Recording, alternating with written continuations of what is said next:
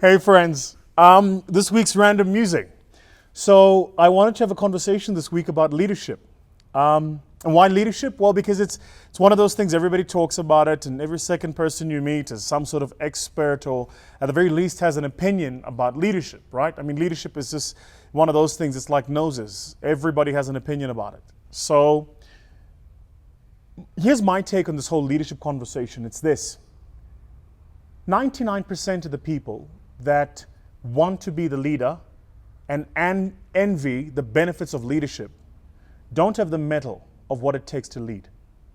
That's why leadership is so difficult and so complex. Because when things are easy and times are certain and the direction is clear, it's easy to lead. In fact, you don't even need to lead. Things just kind of take care of themselves. But leaders are leaders and can only emerge as leaders when it's times of strife and difficulty and complexity, right? Maybe think about it this way. Why does the pilot get paid what he gets paid? My view is the pilot doesn't get paid to fly the plane.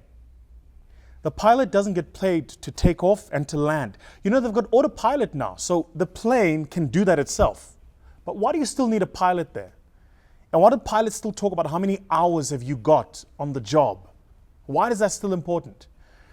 Because as passengers, we take comfort in knowing that if something goes wrong with this plane, if an engine blows up, or an engine seizes, or we hit a rough patch of turbulence, the person behind the wheel is going to know what to do.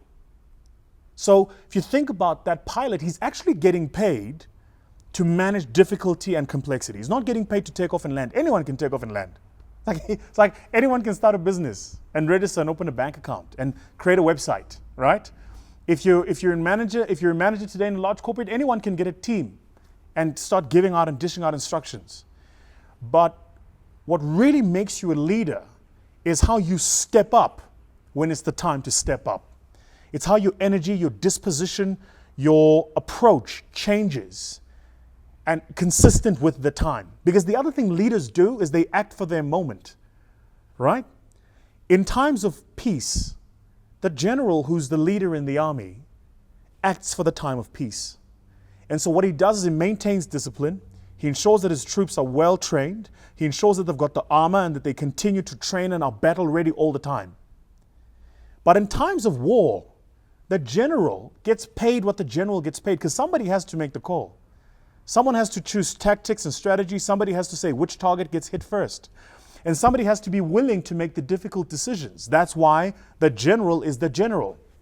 But if you think about it, almost all people that join the army want the rank of general. I'm not sure how many of them want the responsibility.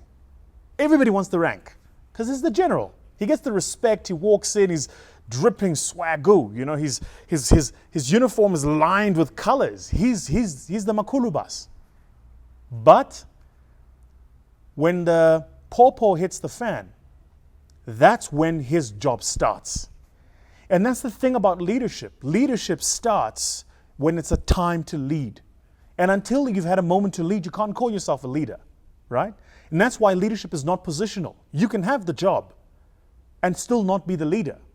You can have the position and still not be the leader, because leadership is about how we behave and our energy that we bring in and our intensity and our disposition when it's a moment to lead. And it's about knowing this is a moment to lead. It's not a moment to sit back and to wallow and to wait, right? I don't know about you, but for me, that's been very, it's been cathartic almost. The thinking about, why do I face difficulty, strife, and complexity?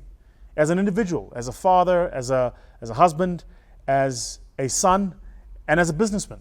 Why do I go through difficulty and challenges? And then I realize often it's because those difficulties and challenges are to build me up so that I'm ready for where I'm going. Which is the second thing I wanted to tell you about leadership, by the way, which is this. You could try as much as you want, but you can't be educated into leadership. Leadership is not about qualifications. It's not about education. Leadership is not even about tenure. You could work 20 years, do the same job, and still not know how to lead. Leadership is about growing into and being groomed into the place. So you grow into the place. But how you grow into the place is you have to go through stresses.